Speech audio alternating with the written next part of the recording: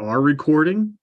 We will be sending out a link to the recording in a few days. So you will get a copy of this recording, and it will be up on our YouTube channel at the Watershed Institute. So if you can go back and look at it, it will be there. If you have a question, please use the question answer feature in Zoom. We will be taking questions during the, actually in this instance, we're going to be promoting everyone so they could speak. Please raise your hand if you want to participate, and we will call on you. Or if you wish to use the question and answer feature, we can do that as well. Again, thank you very much for giving up part of your Wednesday evening to learn about this topic that is near and dear to my heart as the policy director. Our land acknowledgement. So we recognize that the land and water now under our care is the traditional ancestral territory of the Lenni Lenape. We pay respect to the Lenape peoples past, present, and future, and their continuing presence in the homeland and throughout the Lenape diaspora. We respect their knowledge, culture, and tradition, which have contributed to the conservation of land and water. And you know, this is just really exciting to be able to be stewards of the land that have been stewarded for centuries. If you don't know about the Watershed Institute, we're located in central New Jersey. Our mission is keeping water clean, safe, and healthy. We work to protect and restore our water and natural environment in central New Jersey through conservation, advocacy, science, and education. And we also administer several statewide programs. As we sort of mentioned, we do our strategies, our scientific investigation monitoring, advocacy for protection and restoration of water and watersheds, environmental education, and modeling best practice stewardship practices at our watershed center in our 950-acre watershed reserve. And you see there in the picture is some of our floating wetlands that we installed in a local lake to address harmful algal blooms, which are working really well. And just a couple previews, I'll throw these in because I will forget at the end. World Water Day, we are hosting that here on March 18th. We have 2 sessions. Learn the importance of protecting our local waterways, and come here on March 18th. You can sign up. And then our stream cleanups, we do these annually. There are several dates that you can register for and come help clean our waterways. Or actually the buffers, we don't let you go into the water. And then we have programming. You can find more information on our calendar at thewatershed.org. Everything you need to know is there. And then Sue Inches, I'd like to introduce Sue. I greatly appreciate her donating her time to us and providing some of her experience. I'm going to go very briefly into a quick bio. Since childhood, Sue Inches has envisioned a world that is compassionate, inclusive, and environmentally aware. She was the Deputy Director of Maine State Planning Office.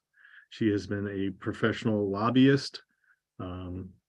She's one of the directors of Maine Department of Marine Resources, and for this course, you know, she has been this webinar.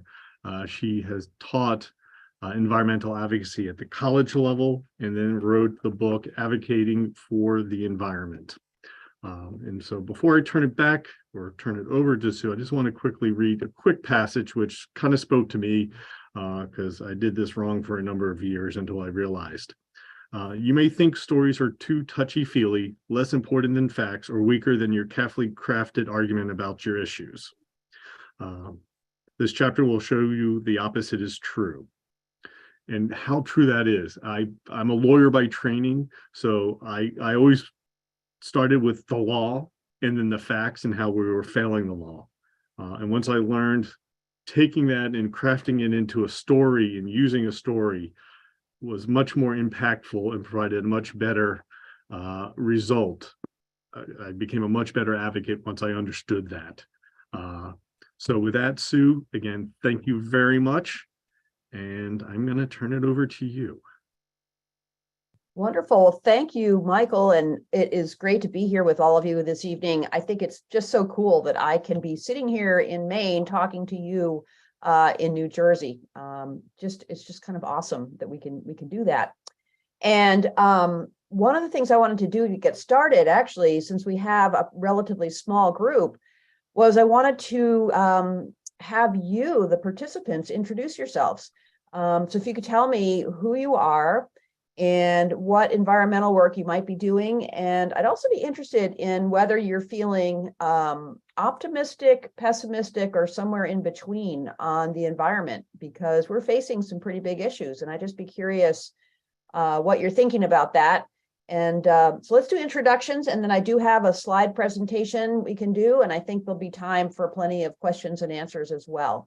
So I think our tech support person is going to make it possible for people to speak. And I don't know if I can call on people the way this is set why up. don't people raise their hand and then we can call on them, so we don't have the Zoom phenomenon of everyone speaking at once. Okay. So yes, raise your hand then. I see Sarah's hand. Hi, can you hear me? I can. Yep. My name is Sarah Roberts, and I am a volunteer in Montgomery Township. I serve on Open Space Committee and Environmental Commission and Shade Tree Committee and Montgomery Friends of Open Space. And we try to take care of our own property, which has a stream going past it, and we have a well. And I'm originally a civil and environmental engineer, but that was a long time ago. Ah, great. Well, I'm glad you're here. Thank you. And who else? I don't see any other hands. Do you, Michael?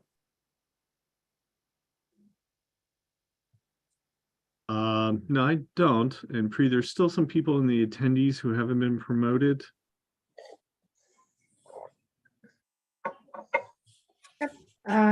Promoting them, if they're not at their computer, they might not accept it. So it's okay to just work with the people we have here. I saw Bianca and John also joined it, so you might want to. Bianca, John, do you want to introduce yourselves? Sure. Hi, my name is Bianca. I am a landscape architect. I am by training. About 5-6 years ago, I discovered green infrastructure and love the principle. And I was on my town's green team and left because I was too impatient, because there is no, I think everybody should have rain gardens. But again, I'm too impatient. So I've left that for now, and but I can't get enough of anything stormwater and related, because I think that's where I feel passionate. I feel like you can combine so many things, but I'm lost as to how to get people more excited and not afraid of this. So that's what spoke to me by you about tonight. So, Great, that's wonderful. And I can relate to the impatient part. impatient. Yeah. Yeah. How about you, John? Hi, can you hear me? Yeah. Oh, good. Then I've got it off mute. I no longer have a way to raise my hand now that I'm a panelist, but anyhow, I'm in Upper Township down in Cape May County. Have a rain garden out front. It's a good spot over the septic system. And I'm on the Citizens United to protect the Maurice River. I'm not in the Maurice River watershed, but they're a good group down here. Have interesting presentations and things. And I'm also I am on the Upper Township Green Team, although I attend rarely. Again, they move too slow. Yep. And who else? I see 11 participants, but I can't see them all. So maybe, Yeah, it looks like a few of them have not either accepted the promotion. Yeah, Okay. so I think it's okay to, Yep. live along, and when they want to Okay. join us. Great. In that case, I will share my screen and we'll get this little program going. So you should be now seeing my screen. Is that right? Excellent. Great. So thank you so much for having me. I really enjoyed looking at the Watershed Institute's website today, learning more about what you do. It's pretty incredible that you have this huge property and all of these programs. So I'm really pleased with what I'm seeing there. And what I wanted to do is start by saying a little bit about how I came to write this book, actually. So I've been a professional advocate, lobbyist, community organizer for many, many years. That's been my career. And then one of my bucket list things was I wanted to teach. So I've been teaching advocacy skills at several colleges in Maine, and that's been great. And then I had the idea that, I only have about maybe 15 students at a time in a class. And I thought, well, what if I took all of this knowledge and put it into a book? And maybe then I could reach more people, because basically there is no really good citizen guide to advocacy. And advocacy can be sort of an intimidating topic for a lot of people too. So I wanted to make this accessible, because citizens actually ordinary people have a really special role to play in public policy. And I'm going to tell you about that. So I have a lot of passion about this, and so I'm really happy that I've been able to publish the book and talk to people at groups like yours about it. So that's a little bit about how this came to be. And of course, the other factor was the pandemic, which actually really helped me, because I was teaching and consulting and lobbying and doing all sorts of things. And in March of 2020, all of that came to a very fast halt as we had the shutdown. And I thought, well, maybe this is my moment to actually write. And so I wrote from March of 2020 till January of 2021 and finished the book. So I'm really happy. I don't know if I would have done that if we hadn't had that shutdown. So in a way, I'm grateful for that. So anyway, so advocacy, let's talk about advocacy. So at its root, it's all about power. And when we talk about power, or when I talk about power, I'm really talking about two different kinds of power. And I'm talking about power of the heart, which is really, that is who we really truly are. It's our ideas, our values, our commitment, our passion, even our spirit, our internal spirit, our source. You might call it God, some do, some don't, but that's the power of the heart. And the other kind of power, which we're all very familiar with, of course, is authority and social status and institutions and laws and rules, and even the power of force and weapons. So when I'm talking about power, I'm really talking about two very different things. And the basis of the citizen power used in advocacy is our Earth Connection stories. So I am guessing that probably everybody in this audience has their own personal Earth Connection stories. It might be places that you like to go that restore your spirit. It might be an experience you've had. Maybe you climbed a mountain and the view was just awe-inspiring there. Maybe there's a place you like to go. As I said, maybe there's something that happened to you. And our stories can be either positive or negative. And I'll tell you one of my stories that was very important in my life. And what that was is I took a year off from college, and I went to the West Coast and did some tree planting on national lands, national forest lands. And I was tree planting in the Cascade Mountains next in Oregon, actually. And for those of you who know, those are very steep sided mountains on the coast. And what they had done is they had clear cut the forest, they had burned the slash, and they had sprayed Agent Orange, which is 2,4-D and 2,4,5-T, onto the clear cuts to kill the weeds. And so what was happening, and what I saw as a very young person, was all the soil running down the sides of the mountains into the river and out to sea. So all this toxic soil and water was running, into the river out to sea. And when I saw this, it was pretty devastating. And I didn't know anything really about forestry, but I thought, there's something wrong with this picture. There's got to be a better way. And so that was an Earth connection story for me that led me to come back east. And I ended up enrolling at the College of the Atlantic and studying environmental studies and becoming an environmental advocate. So that's an example of an Earth connection story that really changed my life. And so ordinary people, and these are a few people that maybe you even know some of them, I don't know. I found these pictures on your website. Ordinary people have a very special role to play when it comes to advocacy. And what that is ordinary people need to bring the power of the heart and your Earth stories to decision makers. They need to bring those stories to decision makers. And let's just see, yeah, because what citizen advocacy actually is, what you're trying to do is to touch the heart of a decision maker so that they will do what you want them to do.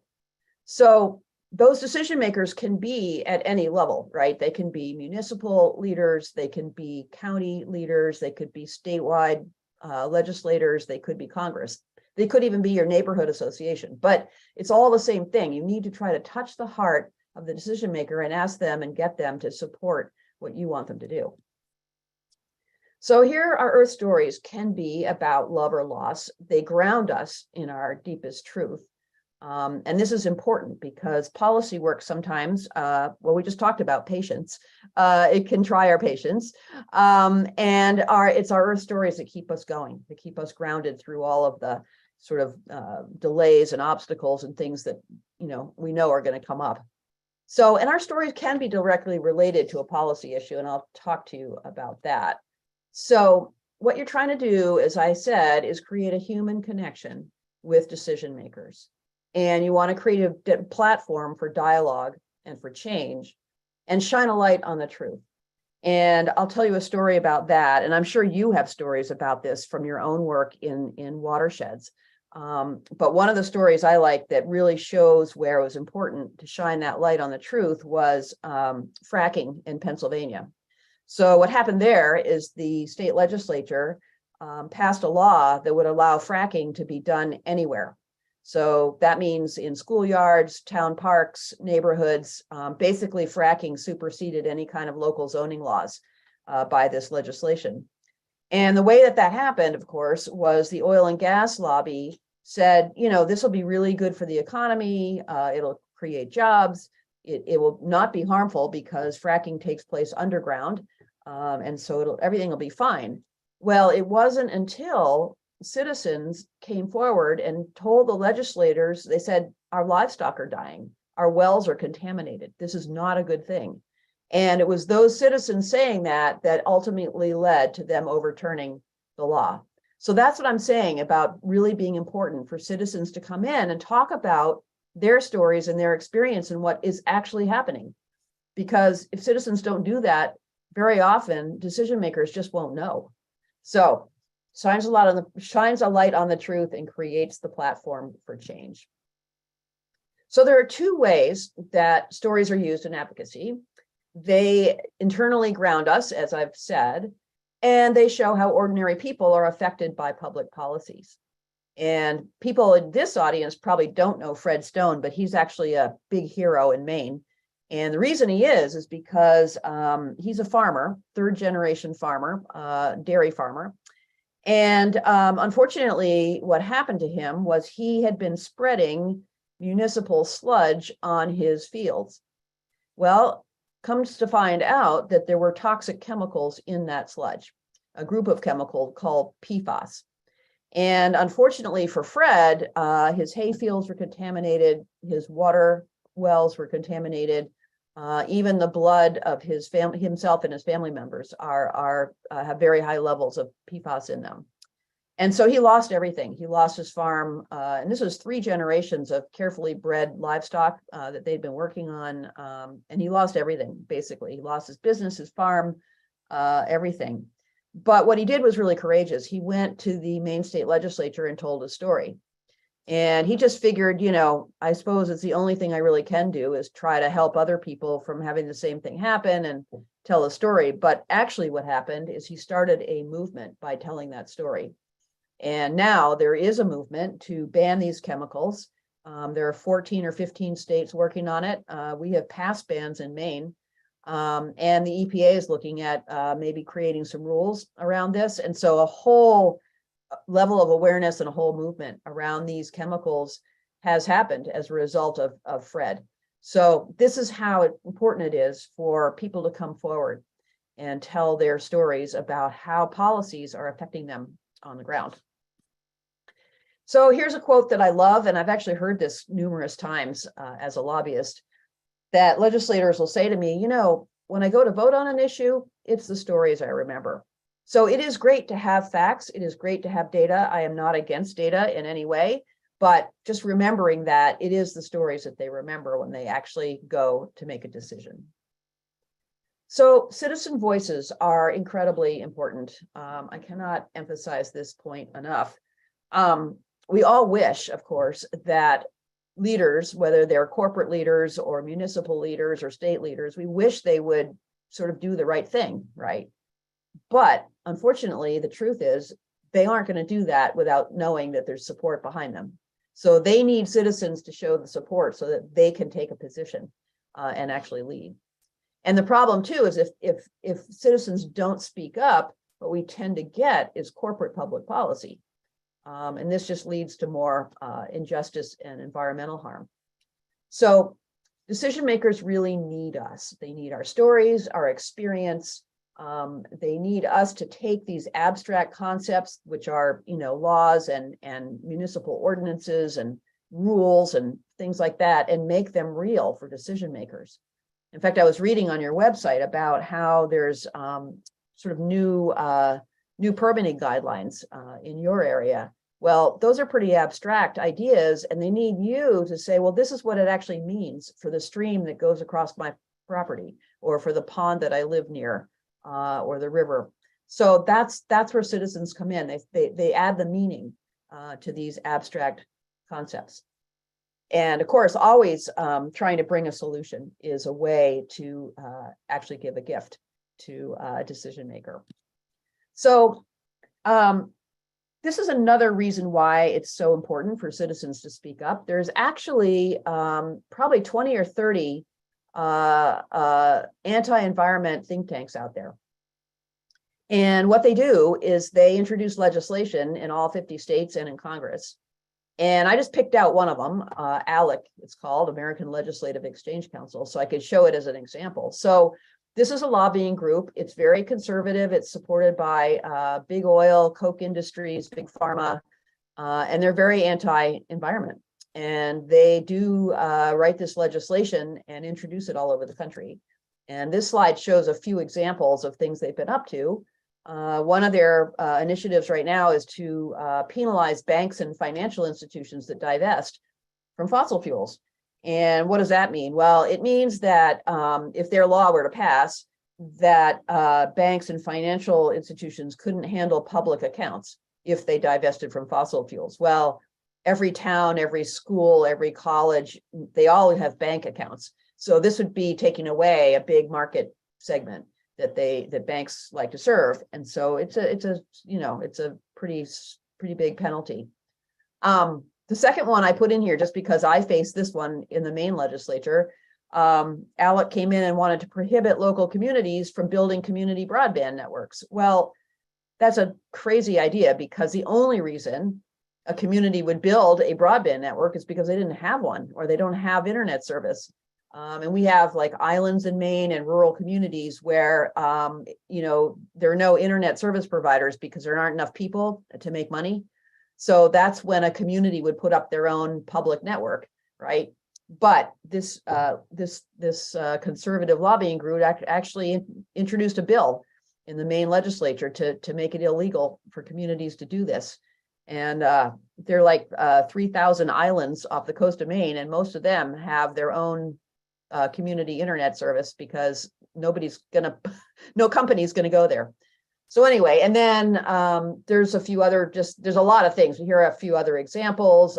They wanted to block Congress's authority to enforce the Clean Air and Clean Water Act. Well, that would be a little tough for the work that the Watershed Institute is trying to do. Fortunately, the Inflation Reduction Act allowed the EPA specifically to regulate greenhouse gases, which shut down Alec's idea that they shouldn't really be able to regulate greenhouse gases. But anyway, I just want to give you an idea of this is what we're up against. And that's why it's so important for citizens to speak up, because if we don't, we're going to get a lot of this kind of stuff, passed as laws, and it doesn't serve our communities very well to have this happen. And if I may, Sue, one of the ALEC, I think was one of the ALEC legislations a few years back here in New Jersey, would prohibit New Jersey DEP from adopting regulations that were stronger than the federal. There you go. And New Jersey has prided itself on always going above and beyond what the federal government required. So that would cut them off at the knees. There Luckily, you go. they don't anywhere, but Yep. That's just the kind of thing they like to do. So fortunately, you have somebody like Michael out there who's not going to let that happen in New Jersey, right? Yeah. So here I wanted to just take a little step back in some environmental movement history. And 1969 was a really important year. And the reason it was important was because it was the first time we really had television. And what people did in 1969 is they sat around as families and watched the news at nighttime together. And there were a number of things that happened in 69. There was an oil spill off of Santa Barbara that was really ugly. And the picture of the duck with the oil on it is what we were seeing on TV in 1969, just horrible oil slicks. And also the Cuyahoga River, which is by Cleveland, Ohio, caught on fire. And that river had caught on fire many times before. But what was different was that there was TV footage of it. People for the first time actually saw it on fire. And actually, interestingly, I was looking at the Watershed Institute newsletter, the winter newsletter, and the Cuyahoga fire is on the front cover of it, which I thought was really interesting. But that's how significant that event was. We're still talking about it, and it happened in 1969. And then the other thing that happened, of course, was smog. There was like a lot of footage of smog over Los Angeles that year. So all of these events had these huge sort of visual images that really shocked people. And people were like, oh my gosh, what are we doing to the environment? And the result of all of these images was the first Earth Day. And the thing that's important about the first Earth Day, which was in April of 1970, was that 20 million Americans participated. And that represents 10% of the population of this country at the time, which was 210 million. So that was a huge number of people turning out. People were horrified by what we had done, especially to our rivers, actually. So the water issues were very big at this point. And so as a result of that first Earth Day, we had major environmental legislation passed. In the 10-year period between 1970 and 1980, there were 28 major bills passed Congress. In fact, it's the foundation of all our environmental law that we work with now was created in that 10-year period. And this slide just shows you many of these different bills that passed. And you're, I'm sure, familiar with most of them. Clean Water Act, of course, is a big one for the Watershed Institute, but also Clean Air, National Environmental Policy Act, Endangered Species, the EPA was created. All of these things took place, and they were supported with bipartisan support. Many of them were signed actually by President Nixon. So it was a very important and interesting time for the environment. So then, to sort of bring us back to more current time, if we compare Earth Day in 1970 to the climate strikes of 2019, which is really the most recent large, mass turnout for environmental issues, well, what we're seeing is that not only did we not get 20 million people, we only got 4 million. And that actually only represents 1.8% of our current US population. So the participation has not stayed up at the same level as it was. And also at the same time, the threats to the environment have grown. So the Santa Barbara oil spill, which was really devastating at the time, was 3 million gallons. And then in 2010, when the Deepwater Horizon oil platform blew up in the Gulf of Mexico, that spilled 134 million gallons. So it was much, much bigger event. And this has been similar with hurricanes, with wildfires, and of course, CO2 levels, that the threats are just much bigger today. So we have sort of lower participation and bigger threats. And so what this does is it really creates the question, which I think we're all facing right now, which is this one: can we create the critical mass like we had on the first Earth Day? Because we really need to do that in order to make the changes that we need to make. And it sounds really overwhelming and scary, but I will actually say that I believe the answer to this question is yes. And I will tell you why. So it all has to do with citizen power again. So your personal heart power, which we've talked about, is what you care about, your passion, your commitment, your experience. That's what citizen power is. But the other kind of citizen power that advocates use is organizing power. And what organizing does, it creates power where no power existed before. So let me talk about that. So there are many, many cases where this has actually happened. And Swarthmore has an online database you can look at where there's 1,200 case studies in there. And a couple of examples that are a little closer to home, maybe, or at least closer to my home. A group called the Maine Youth for Climate Justice. And this is pictures of them here. Middle and high school students. They are a group that typically has no power.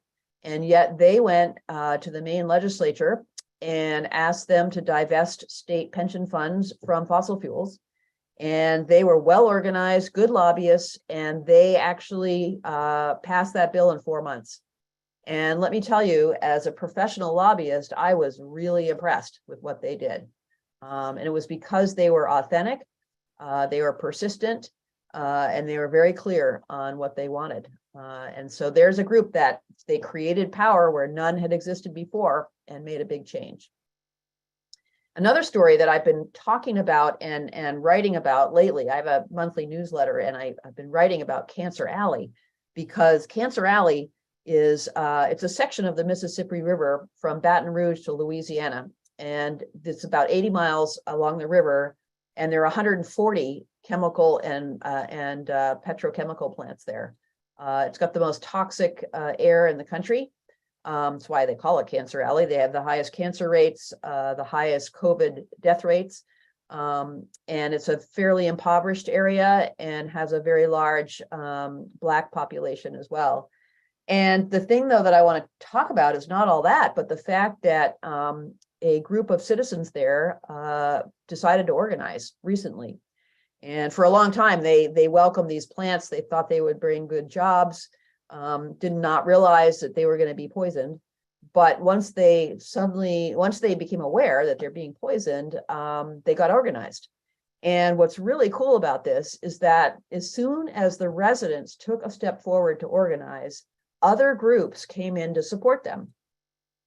And so what they did is there was a permit for 4 new plastics plants.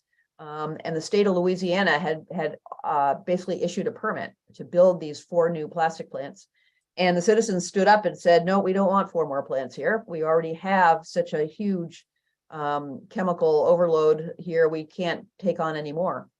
And so a group called Earth Justice came in and represented them in a lawsuit against the state of Louisiana, and they won, and they overturned the permit.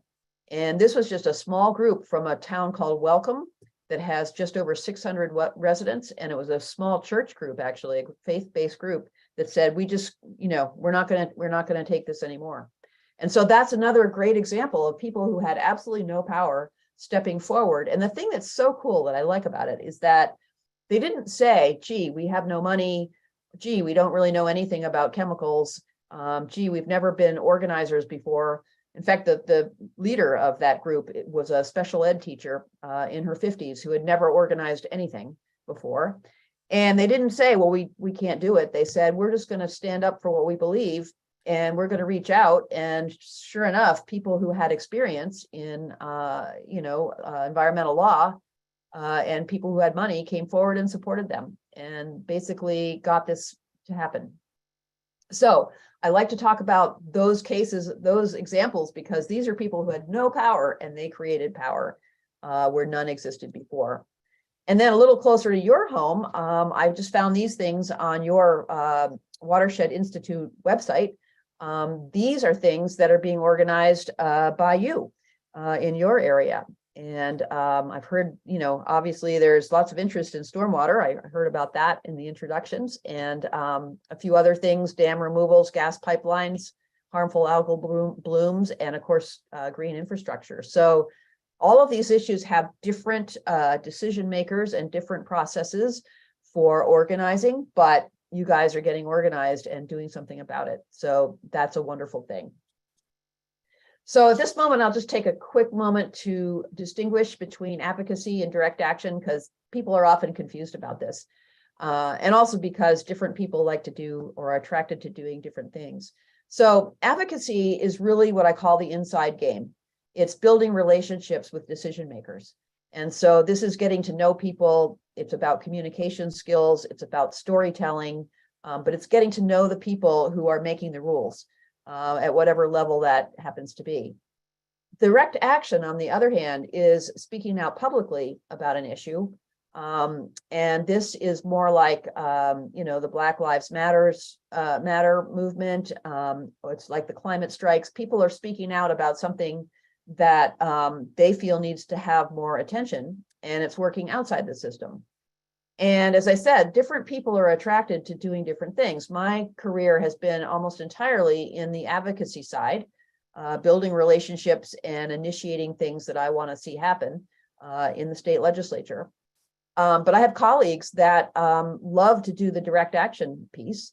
In fact, if you think about the international side, Greta Thunberg is the direct action person, right? She goes and makes speeches and challenges decision makers to do more than they're doing, and all of that. But she doesn't have the skill set to negotiate or build relationships with the decision makers. That's what John Kerry does. So just as an example, so different people, different things, and that we need all of these things to happen. It's just that different people have, are more attracted to and have skills in different areas. And then when it comes to being an activist, there's many, many things you can do.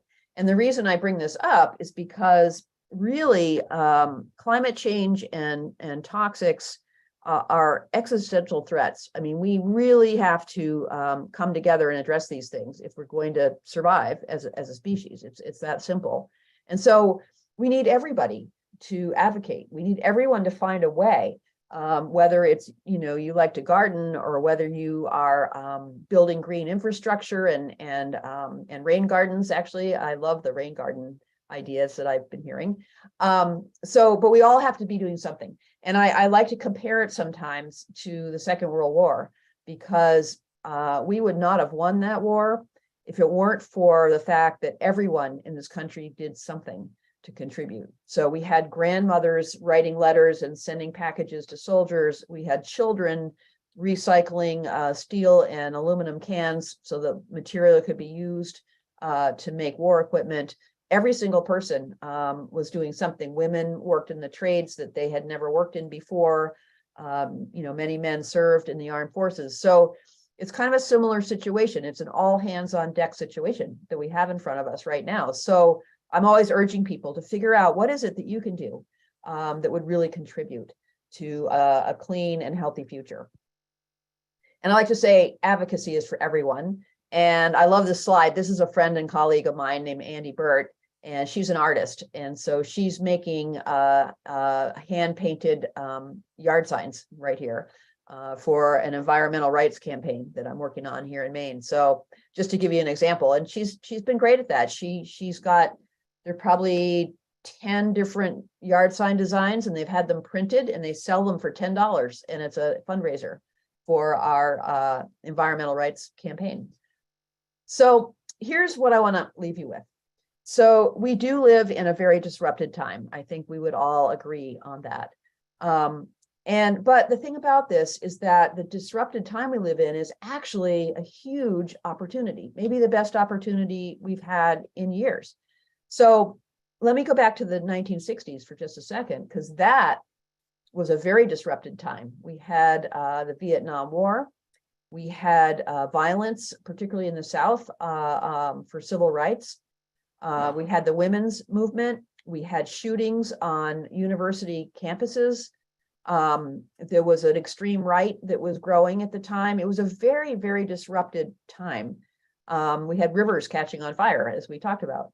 But what happened and what came out of that time was some very, very good changes that we needed to make. All of that environmental legislation that I showed you came out of the 60s.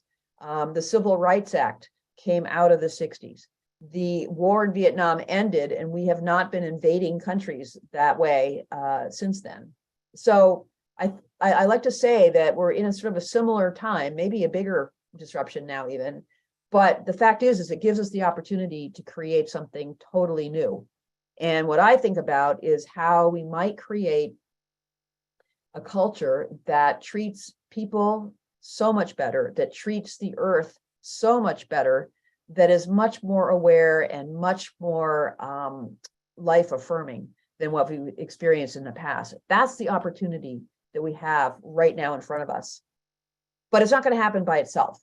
Unfortunately, it's not just going to happen. We actually have to take action, which is why I urge everyone to figure out what they can do to take action, because we have to come together. And so I'll just sort of leave you with that question of, what will you do? And I know you're already doing a lot of things. And with that, I will say, here's my contact information, and I'd love to have some questions and discussion with you about things that are of interest to you. So thank you very much. All right. And I will stop sharing my screen so I can see you better. How about that? There we go. Thank you, Sue.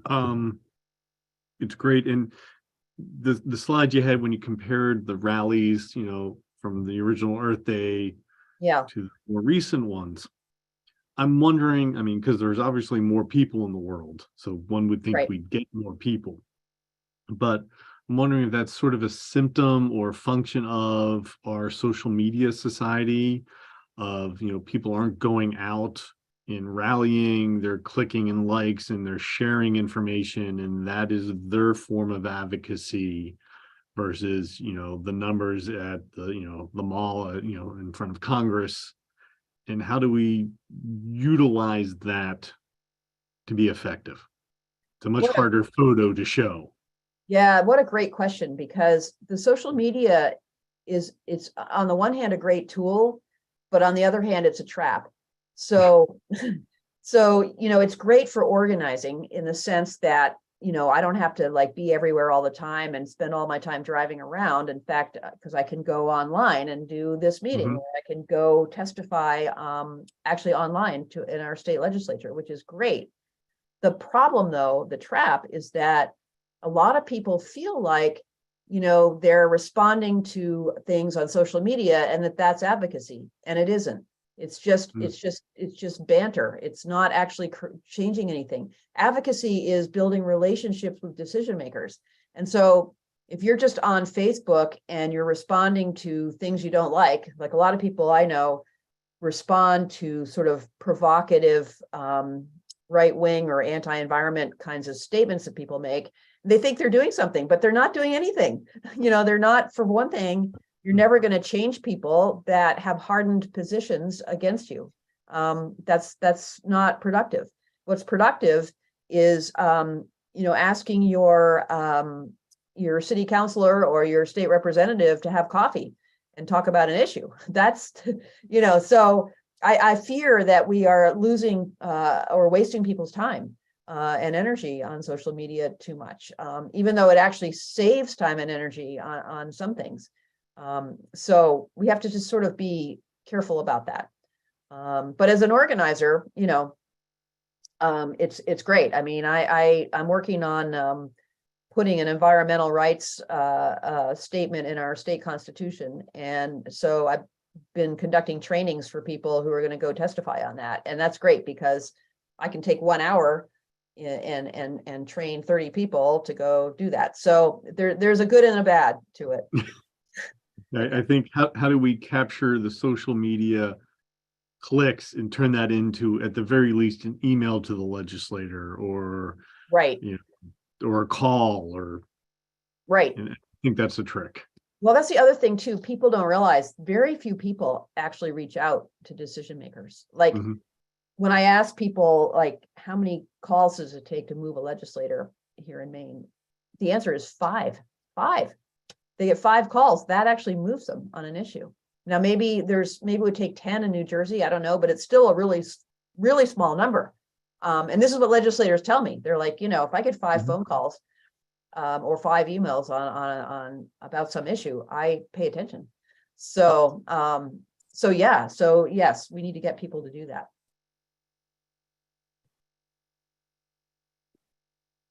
What else?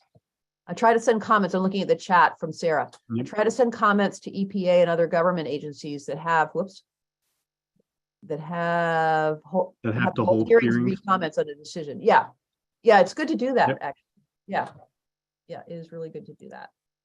And it's good to do that. I'm in favor and I support it, and why. And it just as important of I don't, and why. That's right. Sometimes the agencies need to know there's the support behind their proposals. That's right. That's right. I guess if I might jump in on that, Yep. Sue and Michael, I'm intimidated to even pick up the phone, let alone ask, for a cup of coffee. So Mhm. I guess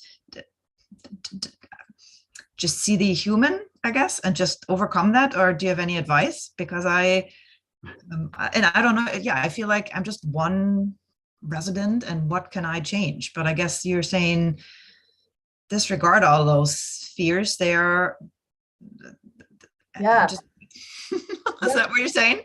That is what I'm saying. And one thing you can do is volunteer too. So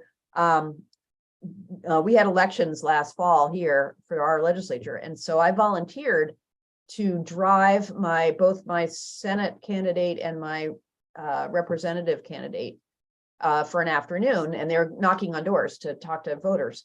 But boy, what a great way to get to know somebody is to drive you're basically driving the car while they're doing the work, right? And chatting with them. And, so there's that. And then also, decision makers often hold meetings, they'll have, say, I'm going to do a town meeting or a forum or something like that. So if it's too intimidating to reach out individually, you could attend a meeting with other people. And that would be a way to kind of sort of get a sense of who they are and get a sense of, how to talk to them. So that would be worth doing as well. Because most of them do that. A few don't, but most of them do. And remembering too that they're here to serve us. That's why they're doing this. For the most part. So. Yeah. And Eve, who's our volunteer coordinator here, is also an elected official. One of her key tips on that is, remember, we're just people too. Exactly. So they're not any better or worse than us. They're people, and they may be a teacher and they don't know about stormwater rain gardens. So you are the expert. That's right. And go in packs.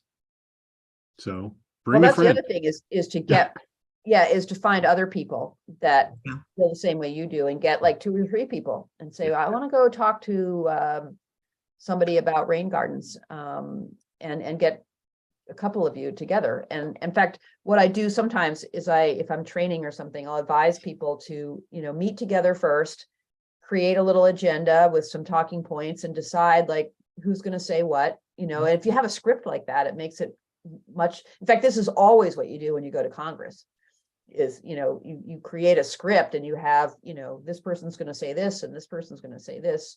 This person's going to say this, and that's how you get through that. But I also warn people to create a script, but also be listening, because you don't want to have a monologue. You want to have a dialogue. You want to have a conversation, a 2-way conversation with people. And the other thing to remember too is they have so much coming at them. You know, here in Maine, we get 2,500 bills a session. It's huge. And they can't like know all those issues. It's not possible. So they're relying on you to say, well, you're the expert on rain gardens and you know what needs to be done to you know, foster more of those. So they won't know that. So you're giving them information that's valuable. You know, that's maybe another way to think about it, is you're bringing valuable information. Mhm. Because they're not going to be experts on it. In fact, most of them are not really, you know, it's like people, you know, they tend to have one or two areas where they're experts, and then the rest of it, they're just hoping people will fill them in. So, yeah. Yeah. Great question, though. Yeah, you're not alone in feeling that way at all. Yeah. I get nervous still sometimes, and I've been doing this since 2005. So Yeah. Okay. It's nerve-wracking when you've been waiting all day to testify, and then, you know, you're half asleep and then suddenly your name comes up. You know? and the legislators are going, I've been here for 3 hours and I still have 10 people to go. Right. Right. Yeah. That's right. What else is on your mind?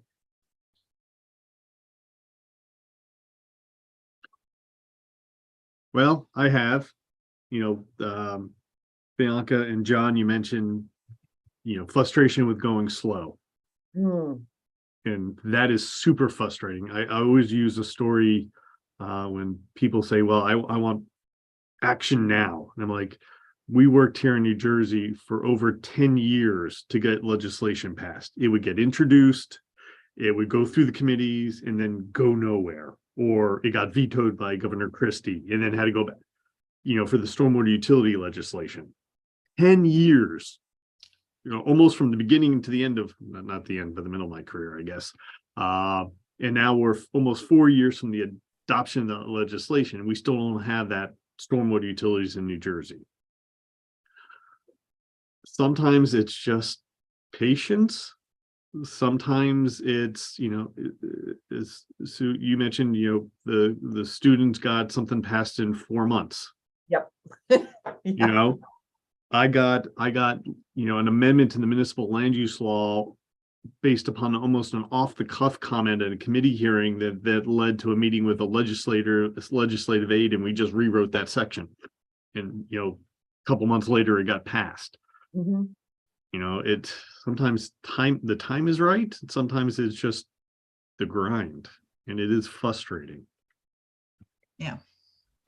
Yeah, that's, I can comment on that too. I mean, Yeah. I've stayed away from Congress mostly because it takes so long to get things done there, and because there's so many obstacles there. But I have great appreciation for people that stick with it. And you know, I have colleagues, I worked in fisheries for a while, and I have colleagues that spent their entire careers, like 30 years, to get community fisheries to happen on the East Coast. And yeah, so they worked on that one issue for their whole career. I didn't have the patience for that. But I think it's okay. I think some people can stick with it like that. And then other people, my typical cycle is 2 or 3 years. And then I want to move on to something else. And it's a little bit, you know, I pick issues to work on that I think have a chance in 2 or 3 years to actually move forward. So yeah.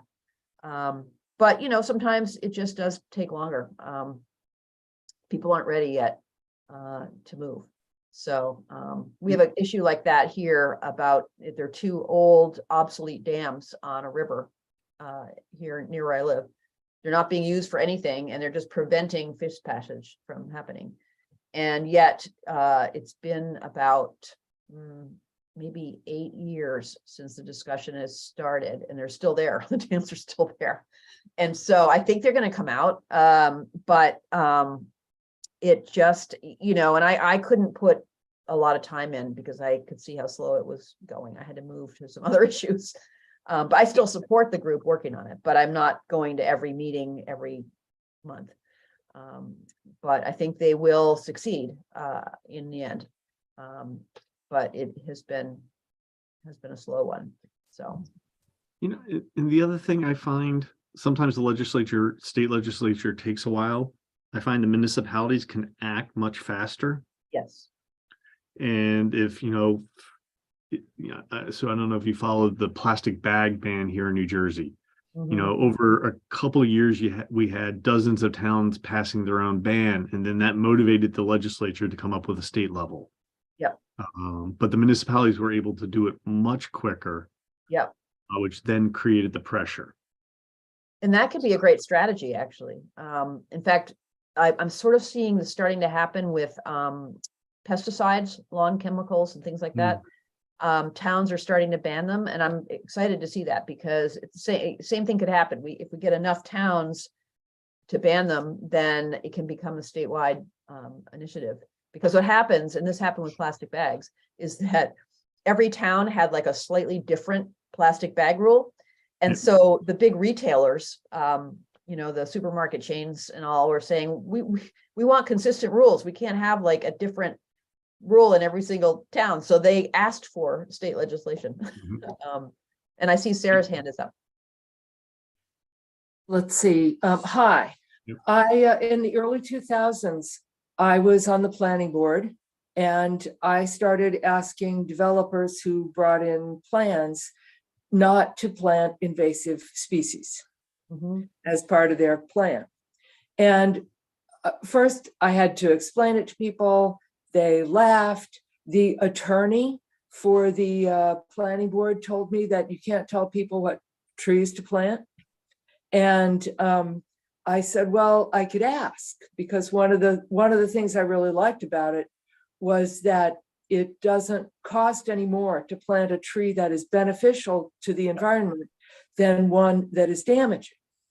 And a couple of years later, they were doing a new tree ordinance, and they put in that no developer may plant an invasive species. And it doesn't cover if, a random person goes to a nursery and wants to plant Norway maple in their front lawn. But still, it does a lot of good. And also people don't, go to businesses and see these plants in front of them. And still, the state hasn't done anything about it. But now that there have been some bills before the legislature recently, so that's something. And another experience that I had was that somebody contacted Montgomery Friends of Open Space.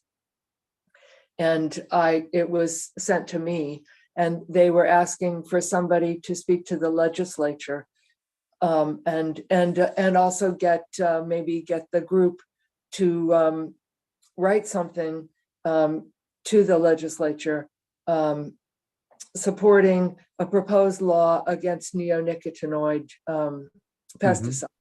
Oh man. And they ended up asking me to speak online, fortunately, to a committee of the legislature. And I didn't have any specialized knowledge. I just said that many of my friends have started asking why they don't see butterflies in their lawns anymore. They love butterflies. Their children love butterflies. Where are the butterflies? And also on social media, I've been seeing people saying, what happened to the fireflies? There were fireflies everywhere when I was a child, and we would catch them. We would make firefly lanterns in jars with holes in the lid. There were so many of them. I would like my kids to see them. They've never seen them. What happened? And I said, lawns sprayed with these neonics are part of the reason. I think people would like to have the butterflies and the fireflies back.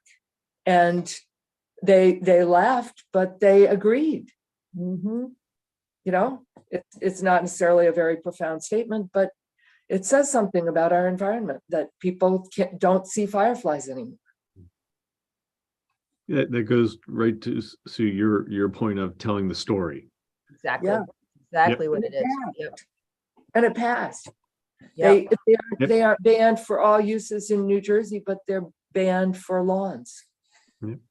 I think. Yeah, that's great. That is absolutely great examples of storytelling and experiences that decision makers need to hear. And maybe they laughed because they might not have thought of it before. Right. You know, yeah. I mean, that's the other thing. If you can't imagine something, you can't fix it. So Mhm. they're like, you're stimulating their imagination about this. Right. Yep. Yeah. A similar one like that here in Maine that's starting to happen is called dark skies. So Mhm. yeah, it turns out that like you can have shielded lighting that doesn't light up the sky, outdoor lighting, and it's available, it doesn't cost more. It's sort of like a no-brainer that, well, why don't we, install this kind of lighting and then we can see stars. People want to see stars. I've been asking for that on the planning board too. Yeah. And turns out that there are also yellow lights with yellow, either the bulbs are yellow or they have yellow membrane over them. Hmm. And these are the least damaging to insects, least attractive to insects. And I've been speaking up about that. And it turns out that for a while they were ignoring my comments because they didn't know what that meant to have a yellow bug light. So I've been sending out the information and hoping to get some improvement there. Yeah, that's great. Yeah. That's great. Yeah. And Sue, maybe Maine's different, but when I started doing advocacy at the State House, I was very surprised that 99% of the time the committee hearings and the people testifying were lawyers and PR people. Mm-hmm. Very rarely was it the scientists and the advocates, the ecologists. It was the suits, and that goes to mean a couple things. One, you don't really need to know anything. You just need to know how to talk sometimes and tell those stories. Yeah. And two, if you really are an expert, so much more impactful because you actually have the data and the science, and the advocate can connect that with the story. Yeah. We have what we call white hats and black hats. I don't know if that relates to what you do, but yeah. And so the white hats are the environmental lobbyists and the citizens and the community groups, and the black hats are the shiny shoes lawyers from our electric utilities and our mostly here it's like electric utilities that are like that. Yeah. It's really easy to tell which one is which. The legislators know in a second. I mean, it's not a secret. No. Yeah. And then Fred Stone, the guy in the slideshow, I mean, you saw what he looked like, and he went and testified looking like that. And yeah. I can tell you a great little story about a black hat. There was a fellow who owned an island off the coast of Maine, and there was a permit given for a mussel farm, a small family, we're going to grow mussels here off these rafts kind of thing, off of this island where this guy had this multi-million-dollar mansion and so on. So anyway, so there's a hearing about this permit, and the island owner sent his lawyer from Philadelphia, flew him up to Maine to testify, and he walks in his three-piece suit and shiny shoes and gives his testimony, and committee was very patiently listening to him, and then they came time for questions after his testimony. And so one of the committee members raised his hand and said, I just have a clarifying question. So do I understand that you're telling us that you would like to put a family aquaculture business out of business so that your client can come up for 2 weeks on vacation? Is that what I'm hearing? And of course, yeah, and the guy had to say, well, yes. And then of course the committee voted 13-0 to kill his initiative. So You know, is that what you're telling us, that your client, for 2 weeks of vacation, you're going to put somebody out of business. Is that really what you want to do? So yeah, the committees, at least here, are pretty alert to who's who and what's going on. So yeah. You know, and that brings up a sort of a question point.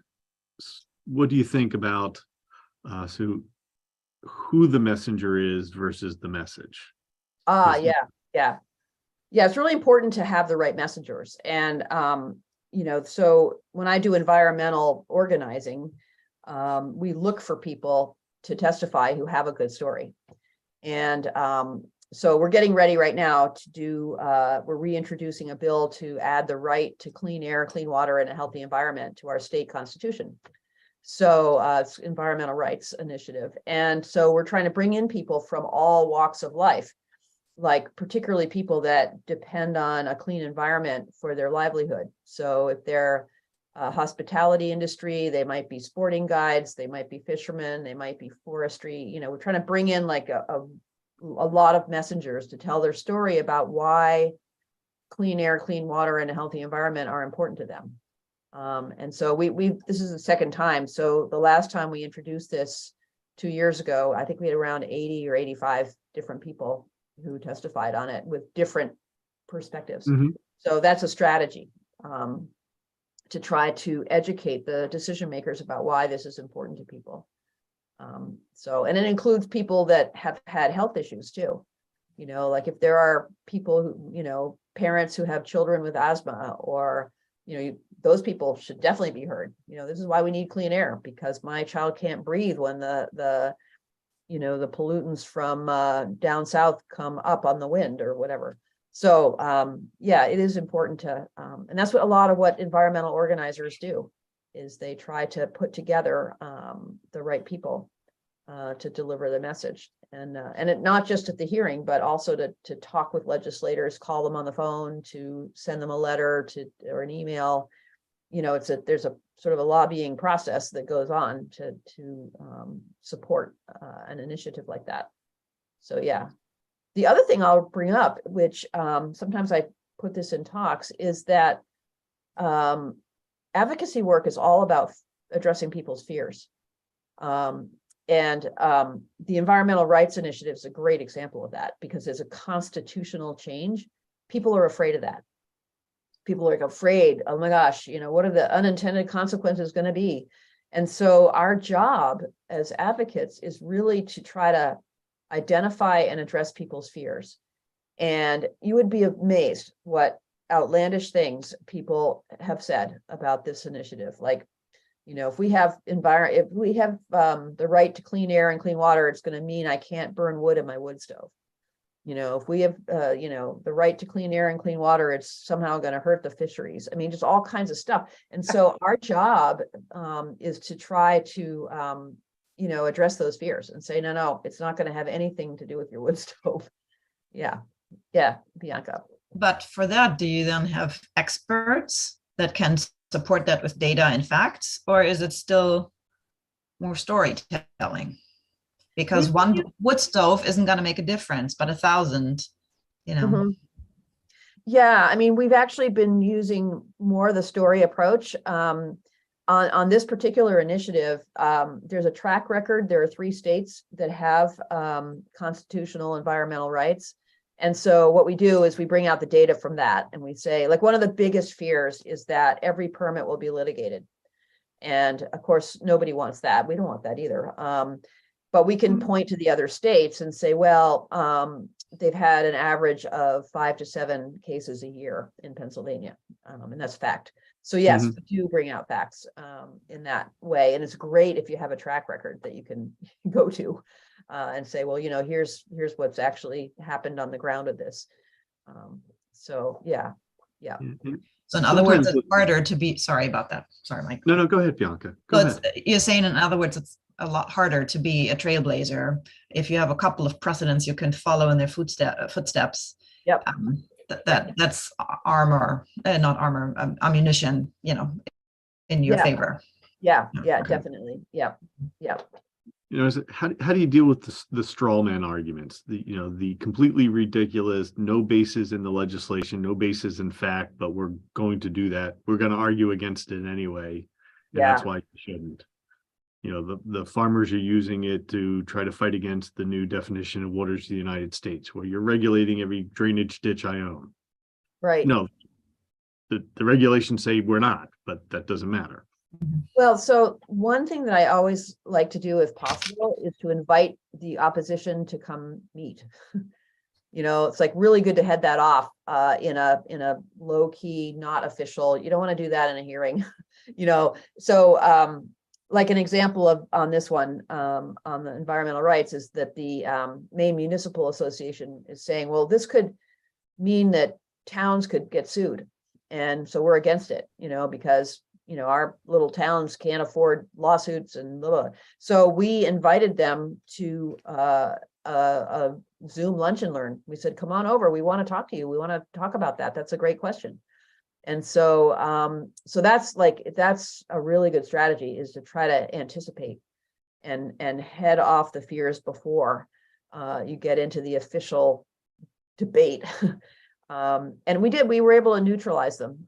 They didn't come from opposing us to supporting us, but they were kind of neutralized. Like that group testified against us, but they didn't lobby against us after we met with them. So that's a really good way to do it. Just and really, it gets into all kinds of like listening skills and non-judgment, like we're like, okay, all right, so that's a really important question. So let's talk about municipalities and how they might be affected, and so we had a whole meeting about it.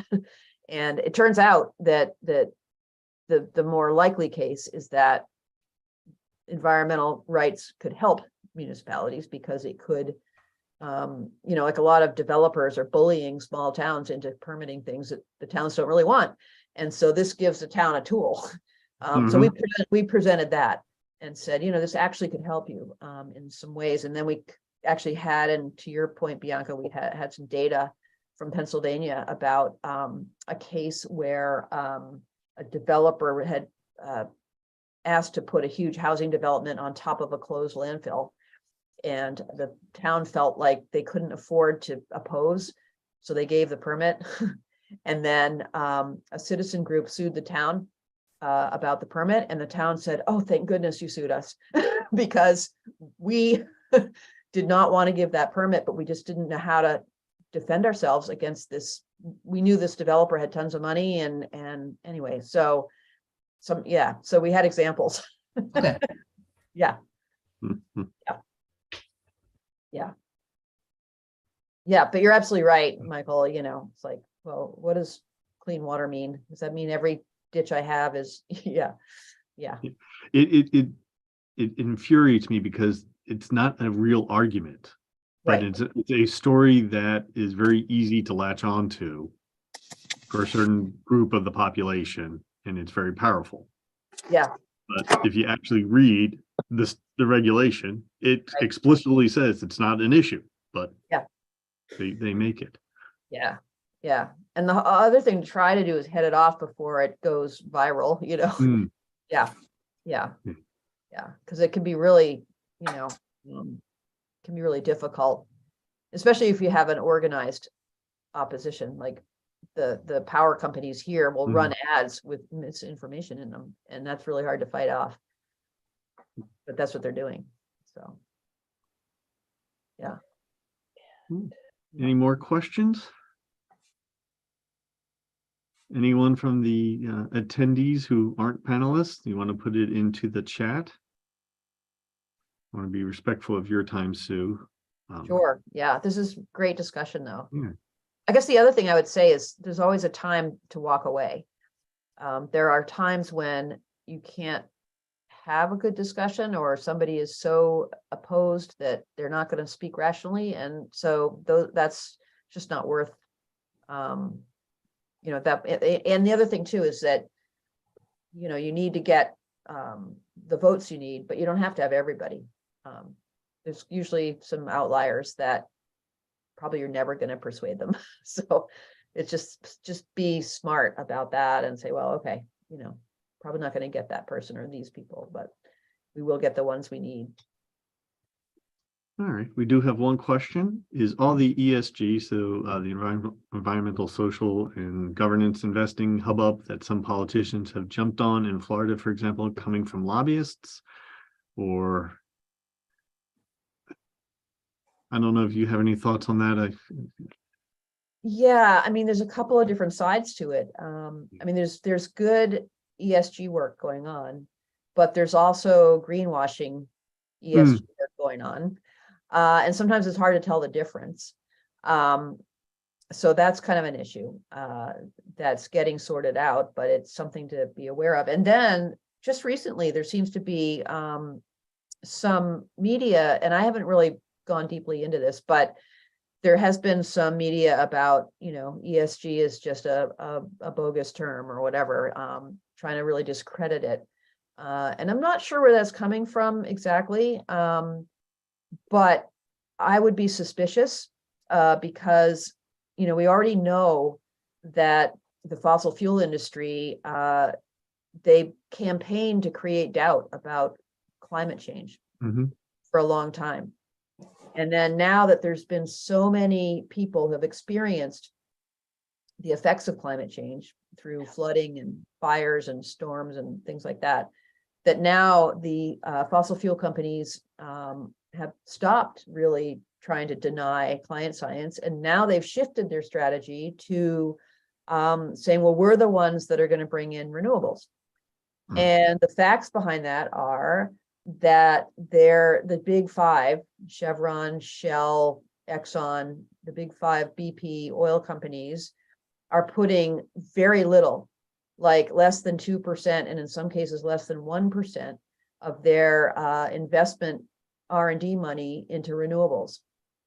So 99% is still going into oil exploration, oil and gas exploration. But they're saying, oh no, we're investing in renewables. We're the change you want to see. So, the fact that they're doing that creates suspicion.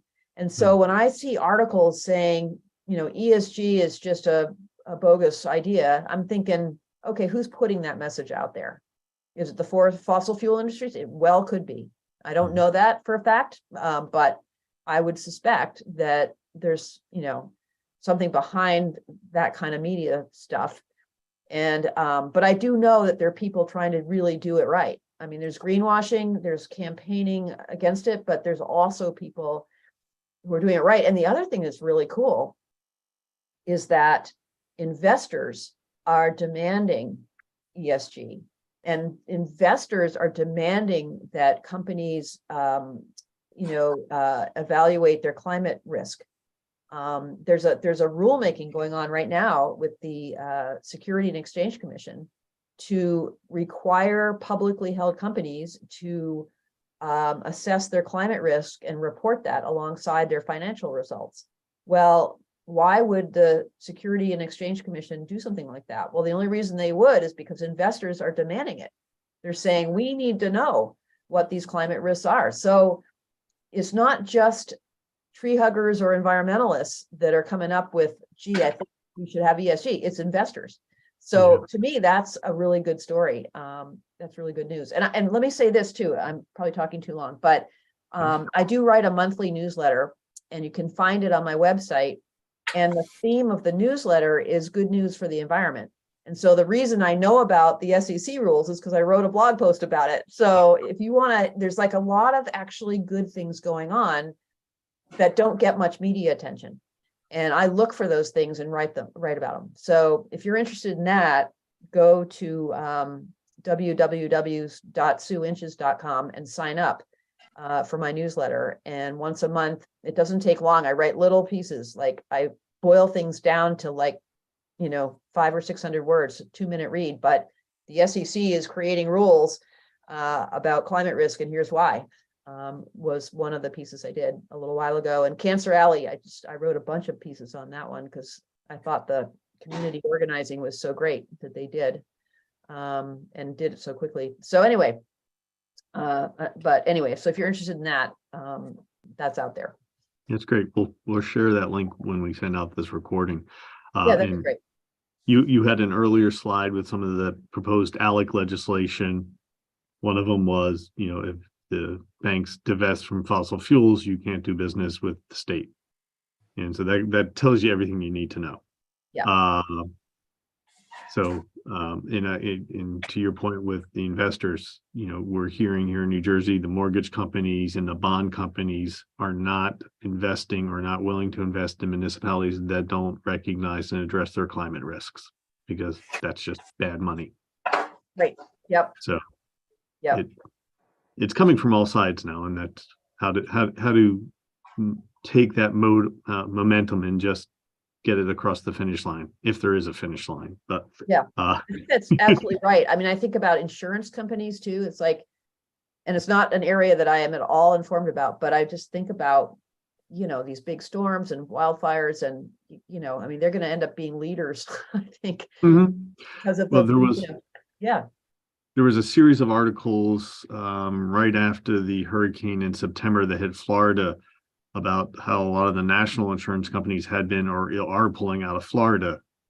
So the risk that now would have normally been shared nationally is now concentrated in a handful of Florida-based insurance companies. There you go. There's a lot to be excited about. There really is. There is a lot to be excited about.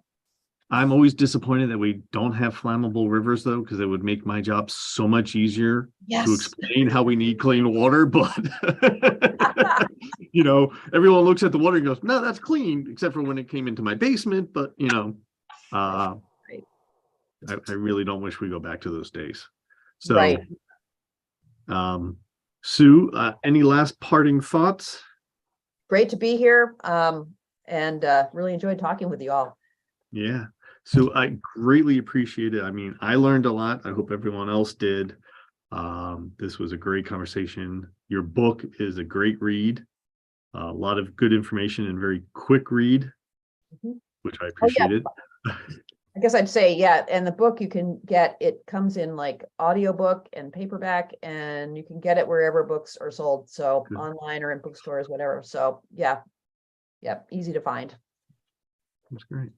Well, again, thank you so much, everyone who attended. Thank you so much for giving time of your evening. Hopefully you took something away from it. We can always use more advocates. We can always use more voices. So thank you. Everyone have a good night. Yep. Thanks. Have a great evening. Thank you. Good night. Yep. Bye.